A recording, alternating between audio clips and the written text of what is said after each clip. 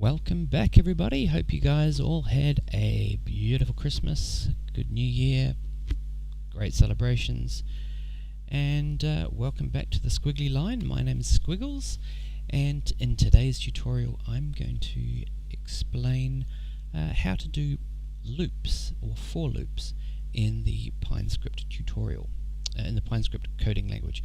So let's jump into some charts. There we go. And here we see Bitcoin at 3467 roughly, and today is the 2nd of February. Yep, 2nd of February. Here we go. So, Pinescript editor. Now, a for loop, if we go into the reference page and we load this up, and we do a search for this is the description or the instructions on how it all works. It's not exactly informative, but some things to be aware of. You can only use for loops in Pinescript if you're using version 2 or greater, and that's usually the first line that you write in your code. Now, if we copy and paste this, I suppose, example, then we'll head back over to the, we'll head back over here and we'll dump it in. So, just create some room down here, drop it in. Just so it doesn't interfere with any code, I'll just comment it out. Okay. Now, I'll also, well, we will be plotting something, so let's just, while I'm at it, make it easy to see. I will make it a yellow line and 0 transparency. Edit. We'll make the width, line width equal to 3 so it's easy to see. Okay, cool. Now, let's have a look at the example that they did. So, first of all, var declaration x equals 4, counter equals from num to num, square bracket by step num, square bracket. Okay, so for starters, the square bracket means this is optional. Whatever is in there, you don't have to put it, but you can if you like. So I'll explain what that is a little bit later. For starters, let's explain what a for loop does. All right, so let's just write it out. For, then we have counter equals from num to num. So counter is a way of the loop keeping track of how many times it has performed the loop. Okay, so to do that, we give it a variable. It's like a temporary variable which holds a number, or generally an integer. All right, so I'm going to use the variable name I, which is in coding circles is a general practice, good practice of what to do. Sometimes when you're using loops within loops, you might use I for the main loop, and then you might use J for a loop that is a subloop or a loop within the loop. So that way, yeah, whatever. We're only going to use one for now. So I is the counter. That is the variable name. So remember, when we create variables, let's call the variable y, just for argument's sake. Let's say the y is equal to 0. Okay, so we've declared the variable y and we've given it the value of 0. That's how we declare a variable. So in this situation, I is the variable name, and we're going to equal that as 1. Oops, let's just give it a space. So I is equal to 1. That's the from num. Now, to num, that is essentially like every time the loop performs its iteration, it will increment I by one number, or by a value of 1. So the 2, we need to tell it when to stop, essentially, otherwise it'll just keep looping and looping and looping indefinitely, and, well, it'll just crash. So we have to constrain how many times it's going to loop. So we go 2, in other words, go from 1 to, let's just give it a number of 10. Alright, so a for loop is going to go from 1 to 10. Now let's put that in a box. Okay.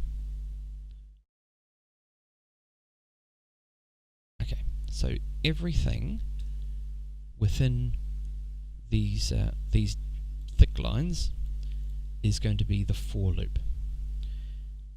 Now, every time, if you think of a for loop as like a function, in past videos when we've created a function, remember that we need to contain the function by indenting each line after the main line, the first line. So this is the first line. Now we have to indent everything to do with this loop by 4 spaces, or I usually just use 1 tab.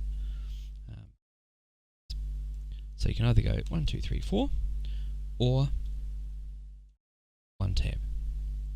Okay, so now what we're going to do is we are going to use the variable I created up here, y, and we're going to alter that value. At the moment it's hard-coded to contain 0.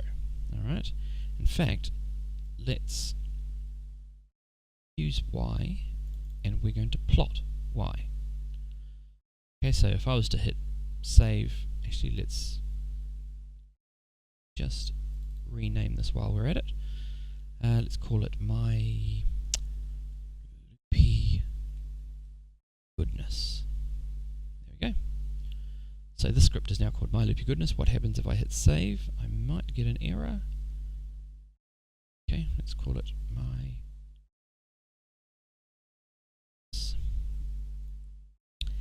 And of course I got one. Mismatched input plot, expecting end of line without continuation. Oh, well, okay, I thought I might get an error. It's because we've got a for loop and then we've done nothing with it. So let's continue onwards and then this error should resolve itself. Bye-bye. So, we have started the for loop and we're going to do something with y. So what we're going to do is we're going to take the variable of y and we're going to change its value to be equal to whatever it was plus whatever the value is being stored currently in the I variable. Okay, so what this is saying is first of all, colon equals, that is kind of like saying is now equal. Alright, so here it goes, y is equal to 0. This one, now it says y is now equal, don't want to do that, to y plus I. Okay, so each time it goes through the loop, I is getting altered, is changed or incrementing by 1. 1 is the default. So on the first loop, I gets set to the value of 1, starts the loop, y, which is 0, is now equal to y, which is 0, plus I, which is 1. So 0 plus 1 is equal to 1. It then starts the loop again. I becomes 2, because it's looping from 1 to 10, so I is 2. Y, which is now, has previously been set to 1. 1 plus 2 is equal to 3. So then the next time it loops through, y is 3, I becomes 3, 3 plus 3 equals 6, and so on and so on and so on and so on and so forth. And it does that 10 times. Alright. So by the end of the 10th loop, y will have been saved, will have been allocated the value of 55. And if you don't believe me, you can check for yourself. But essentially, let me do it for you. So we have 0, which is here, y equals 0, and we go 0 plus 1. So we go 0 plus 1. That y becomes the first iteration, y equals 1. On the second iteration, I becomes 2. So we have y, this is now y, plus 2. So y becomes 3 at the end of the second iteration. On the third iteration, I is 3. So we go y plus 3 equals 6. And then I becomes 4. Iteration, y is now 10. Plus 5, plus 6, plus 7, plus 8, plus 9, plus 10, 55. So y is now, I is now 10. Y has become 55. I would increment to 1, which would become 11, but it is constrained by 10. So therefore the loop finishes, and the last line in the loop, which is this one here, which is currently holding the value of 55, that is the end of the loop. That's the value. Y becomes set to that, so if I hit save, we should come up with no errors. We'll add that to a chart, and there it is. We have a yellow line width of 3, and the value is, let's just put that up there, 55. If you can see that number there, 55, or if you look across, 55. Okay, so that's what's happening there. Now, that, if we look down here at the example here, we've got an extra part to this line, well, extra two parts actually. First of all, let's deal with this part, the by step num, which is the optional value. Now, by step num means how are we going to increment the counter? By default, each time the loop cycles through, the I variable that keeps track of how many times it's gone around increments by 1. But we can specify how it increments. We could say by, which is a keyword, by 2. So in other words, if we did that, I would start off and say it would go I equals 1. So I is 1. We start the loop. Y is 0. It's now equal to 0 plus 1. Y equals 1. But next time it goes through the counter, I increments by 2. So 1 plus 2 is 3. Right, so on the second iteration, I is now 3.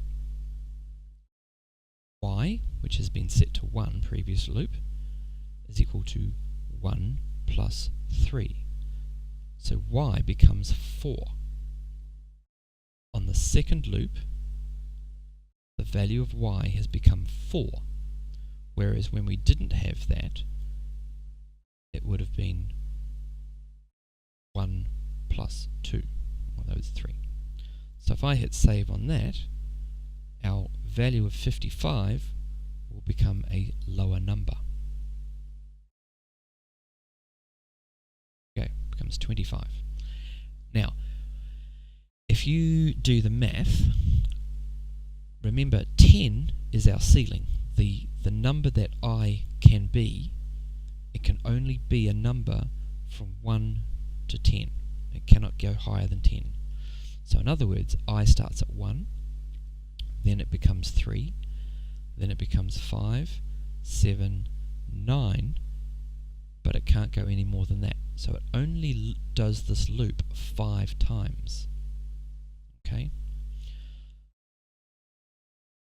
Okay, so that is step num.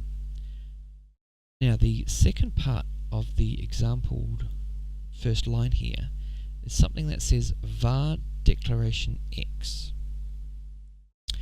Now, if you think of it this way, at the moment we've got 2 lines, for I equals 1 to 10. Y is now equal to y plus I.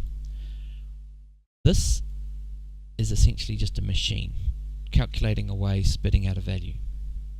The plot line is plotting that y value.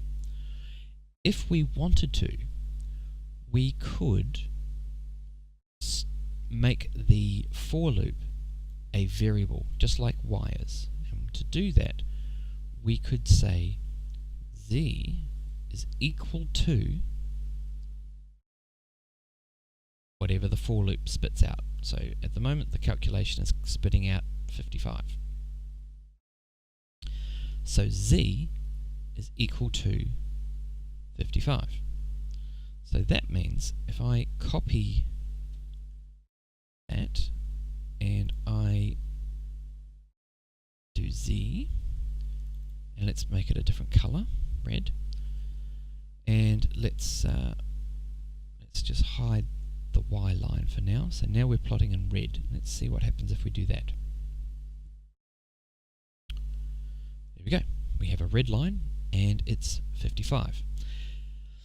So what is happening here is we are declaring a variable, and that is equal to whatever we're storing here. In this case, we are calculating a value which is evaluating to 55. Now, if I wanted to, remember that the last line, if we look at this example here, return expression.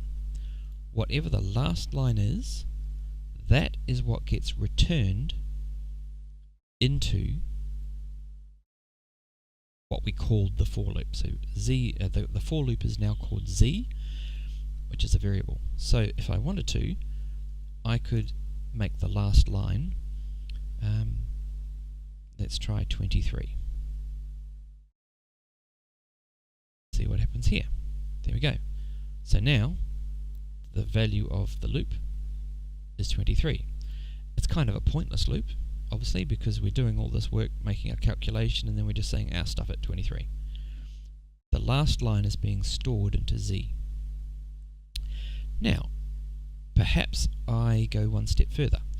Let's look at these lines here. var declaration, or var decl0, var dec1. So what that's saying is let's declare a new variable from within the loop. Okay, remember, just to remind you, this loop is in a box. Alright, it is a sandbox. In fact, you could say that's the box. Whatever is going on in the loop, that's its own little universe is in there. Nothing to do, nothing else can see inside there. All the universe can see is outside of the box. Okay? Which is why when we plot the z value, the plot function can see this variable, but it can't see inside the loop. So if we were to go x is equal to 15, and we were to plot x value, and let's make it a lime color, this should give us an error. Okay, because remember, we've declared the variable inside a loop, and the plot function is going to try and plot the x line, but it can't see in this loop. So we should get an undeclared variable, and there it is. Line 17, undeclared identifier x, line 17, x. It can't see that. But if we wanted to plot that x variable, we would need to pass the variable of x back into the variable, the loop variable, which is called z. Alright, so let's clean things up a bit. Let's call this loop variable. That is the name of the loop, and let's change that to there. Loop variable. So the loop variable plots a red color. The y variable plots a yellow colour, and okay, so let's just leave it at that. Now let's kill that out. Okay, so we have y is declared outside of the loop. So therefore, the plot function can see this y variable. Alright, y is created, and the plot function can see y. The loop variable is created, and the loop variable gets assigned a value that is calculated using a for loop. Inside the for loop, we declare a temporary variable called x, and we give it the value of 15. The next stage of the code, we take our previously declared variable, which is now publicly visible to the plot function, and we change its value, and that becomes 55. Now if I hit save, we should get a red line, because the loop variable is getting the last line of the loop is evaluating to 55, and at the same time the y variable is also being calculated to 55, which is why when you look up here we have a yellow 55 and a red 55. So essentially what's happening is we are drawing a yellow line using the y variable, and then we are drawing a red line directly over the top of it, and it's got the same value. Okay. Now, if we were to say this, let's say the loop variable is the same as the y variable. Let's return the last line in the loop. Let's make that x, which we have declared here. So now what should happen is we should get a yellow line at 55 and a red line at 15.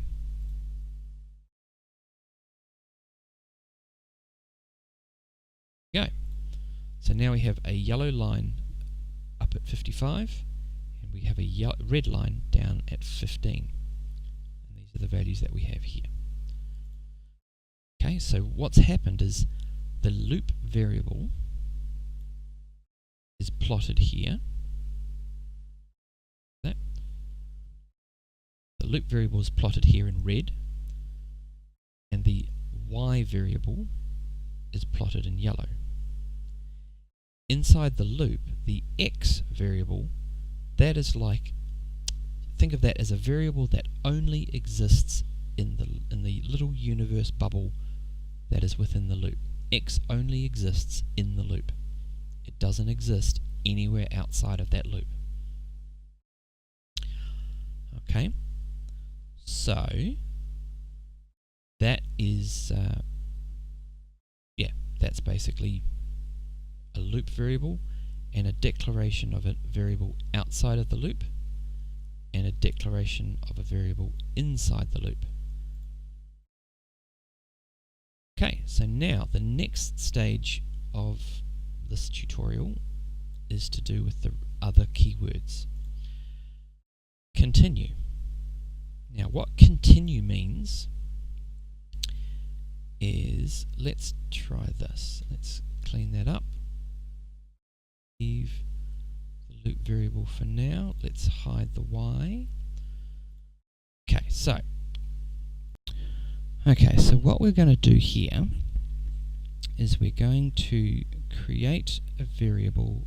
We're going to use the y variable to count up the total volume of bearish volume.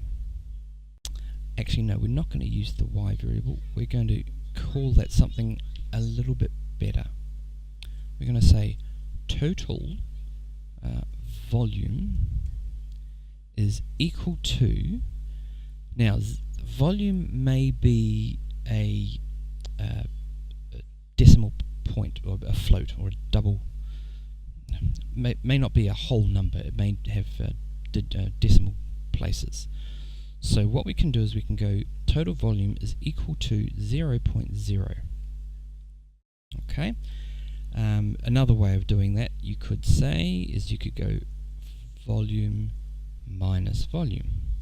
So you still get 0, but it's also going to allow us to store whatever type of number volume is.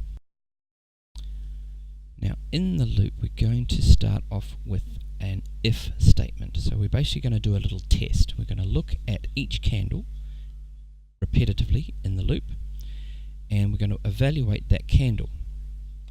So what we want to do is we want to count up all the total volume that is bearish, all the bearish volume. So every time we look at a candle, we need to first decide whether it's a bullish or a bearish candle. To do that, we're going to use an if statement. So we're going to go if the open of the I candle is greater than or equal to the close of the I candle. Actually, you know what? I've actually got that round the wrong way. Let's just cut that out and put that in there and cut that out, put that there. Okay, so what we're saying is if the close of the candle is greater than the open of the candle, right? In other words, the close is greater than open, it's a bullish candle, what we're going to do is continue. Okay, so what continue means is if in the if statement, continue means forget about what's going to happen after this in the loop, just start another loop. Alright, ignore everything after the continue word. Okay, so essentially what it does is it skips the rest of the loop, it skips the rest of the code and just begins a brand new loop. So what we're doing here is we're saying if it's a bullish candle, start again. I don't want to know about it, start again. But if it was not a bullish candle, then it's a bearish candle, then we want to have the total volume variable is now going to be equal to the value of whatever is in that total volume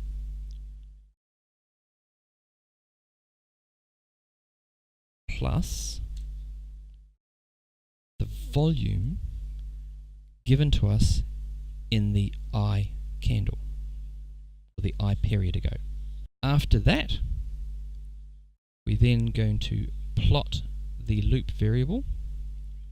May as well make it in red, but instead of a line width, we're going to make the, yes, I need that. The style is going to be columns, because that's what we're used to. That's not how you spell that. Let's save and see how we did. Looks like it worked. Add to chart. Wow, there we go. Seems to have worked. Okay, and now, so what's basically happening is it is looking at the current candle and it is deciding whether it's a bullish or a bearish candle. If it's a bullish candle, then it's not counting up the volume. If it's a bearish candle, then it does count the volume, and then it loops to the next candle and does the same evaluation. Same evaluation. There, it's getting a bearish candle, so it's counting the volume. So if we started it now, we've got 3 bullish candles. Then we've got the volume of this bearish candle. So we had 0, and then we'd add that. And then we'd add that one, we wouldn't add this one, we'd add this one, we would add this one, we wouldn't add this one. 0, 1, 2, 3, 0, 1, 2, 3, 4, 5, 6, 7, 8, 9. So we're only going to be adding up the volume for these red candles up to about here. Or that one. So that's what continue does. Continue basically says if whatever is evaluated here to be true, then ignore the rest. Okay? It ignores the rest and then starts the loop again. I becomes the next number and it goes into here. Close, the I of that next number looks to the next candle across. And so essentially what this is doing is the loop is looking back 10 candles starting with the current candle and counting up the total volume of all the bearish candles. Okay, so that's what the continue keyword does. Let's get rid of that. Now let's see what the break keyword does. Break is a little bit like continue, but essentially what it does is it breaks the loop. All right, it halts the loop completely. So where continue says, don't worry about doing the rest of the work, just start again. What break does, it says, if I get to break, that's it. Jump out of the loop, get back into just completely jump out of it. Okay? So let's do this. Let's go if close is now less than open, break, and while I'm at it, let's turn this back to a y is equal to 0 variable, because what we're going to do on this one is there we go. Okay, so what we're doing here is we are going into the loop and we're saying if the close of the candle is less than the open, in other words, it's a bearish candle, then stop the press, stop everything, break. Okay? Return whatever the value of y is. Actually, and while I'm at it, let's give it a room to move. So we're going to start the count at 0. In other words, the current candle. The current close is at less than the current open. And currently right now, yes, that would be true. So because that's true, stop doing the loop. Just completely switch it off. Stop it. Then plot whatever was the return expression. So the last line would be that one. We have 0 plus I, which is 0. So we have the loop variable gets returned the value of 0. And so we plot 0. And let's make that back to line width was 3. Yeah, and let's put a comma in there. Okay, and let's change this to green because, because essentially if you figured this out already, what we are doing is we are counting up how many bullish candles in a row we've got. Right? Because if, say this was a bullish candle, we would be doing this. I equals 0 to 10. So the current candle close is less than open. If it was a bullish candle, that would be false. So therefore it would not execute the break statement. Therefore, y, which is 0, would become 0 plus I, which is 1. So we'd get 1. So therefore the current candle would be the first bullish candle. Then it would loop to the next candle. Let's say it's also bullish. Y would become 2. And then 3. Yada yada yada. Alright, so let's hit save on that. Let's hopefully we don't get an error. Yep, sounds good. Sounds good. Looks good. Add to chart. Wow, and there we go. So let's unpack that. So we have 0. 0. Why do we get 0, 0, 0? Let's just double check our stuff. Okay, so what we've got here, we actually don't need that, which means we can do that. Okay, we're going to do that. That's the problem. That's better. Okay, so what's happening here is we're using y as a counter, and it is going to count how many bullish candles in a row we are at. Okay, so we have if the candle is less, if the close of the candle is less than the open of the candle, in other words, if it's a bearish candle, let's notate that. If it's bearish,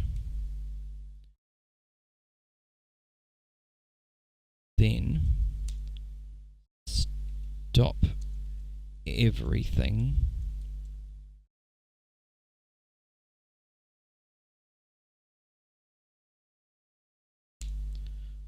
return the count of y. Okay? So here's what's happening. If it's a bearish candle, stop everything, return the value of y. Now we start everything with y being 0. So in other words, we're assuming it is a bearish candle. As it goes through, it loops it up. Save that, and let's have a look. So, let's start with this bearish candle. It's 0. Then we have a bullish candle, so we get to the value of 1, which if we look at this number here, 1, and then we have a second bullish, and a third bullish, and a fourth bullish, and then we go back down to 0 because it's a bearish candle. Okay? So, essentially, if you think of it this way, the continue allows you to skip the rest of the code and begin a new loop. The keyword break breaks the loop. It stops it completely. It doesn't care how far through the loop it's got. It just completely stops it and resumes with the rest of your script. Alright. So, I hope that clears everything up. If it doesn't, I do apologise. Feel free to hit me up on Discord. Link is in the description. Check out all the other videos if you have a question of how to do something. I may have already covered it. Yeah, so this was loops. Handy if you want to do a repetitive evaluation on a series. Be good to each other. Alright, bye. Catch you later. Take it easy.